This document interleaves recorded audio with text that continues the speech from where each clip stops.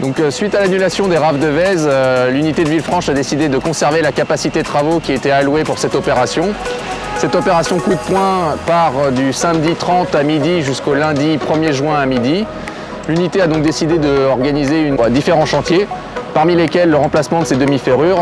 Demi-ferrures qui se situent entre le technicentre de Vèze et la gare de Lyon-Perrache, sur lequel nous avons rarement des capacités de grande durée. C'est pour ça que le remplacement de cette demi-ferrure a été motivé pendant cette interception-là. Donc du coup, aujourd'hui, on est là pour faire le remplacement de la demi-ferrure 2036A, donc c'est entre le technicentre et PH. Donc ça, je fais partie d'un des chantiers d'opération de ce week-end.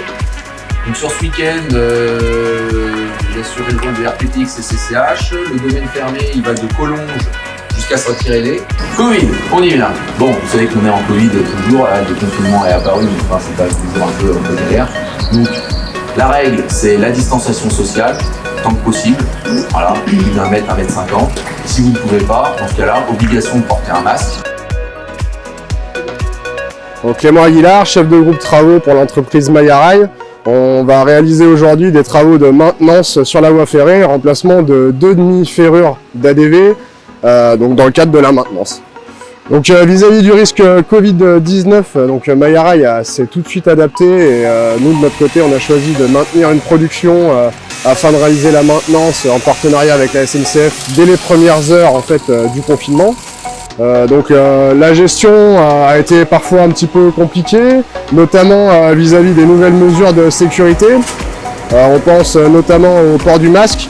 Le port du masque c'est jamais très agréable, notamment pour les équipes. Nous en tant qu'on va dire responsables ou encadrants extérieurs, on ne fait pas les mêmes efforts physiques que peuvent faire les équipes. Donc ils arrivent, on va dire, assez vite à être essoufflés car ils ont une barrière, on va dire, à la respiration.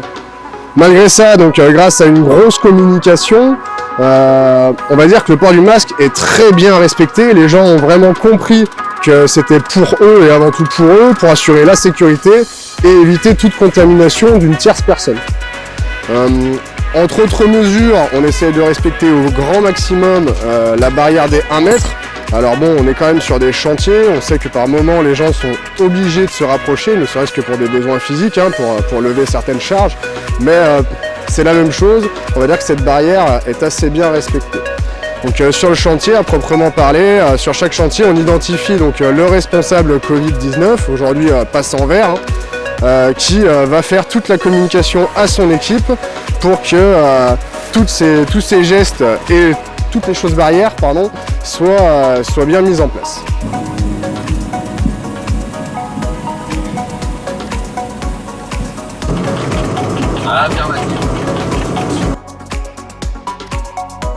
Voilà, eh bien moi je suis M. Fournant-Hubert, je suis chef d'entreprise Fournant. Voilà, on travaille beaucoup pour SNCF. Et puis là on est sur un chantier de nettoyage, un chantier qui était prévu longtemps à l'avance. Voilà, il y a eu toute une organisation à faire. Voilà, là il a fallu que je mobilise 26 personnes pour effectuer ce chantier sur 3 jours, plus les préparations un petit peu avant. On a 2 pelles rail-route, un dumper, et puis 2 camions pour évacuer tous les déchets. Voilà. Alors c'est vrai qu'en ce moment on a un peu des problèmes avec le Covid, les mesures qu'on a à mettre en place.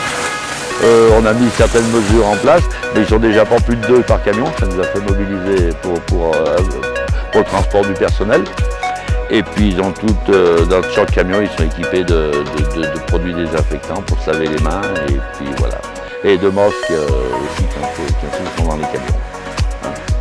Voilà ce qu'on peut dire sur ce chantier en gros. Voilà, c'est un chantier qui va se finir demain à midi.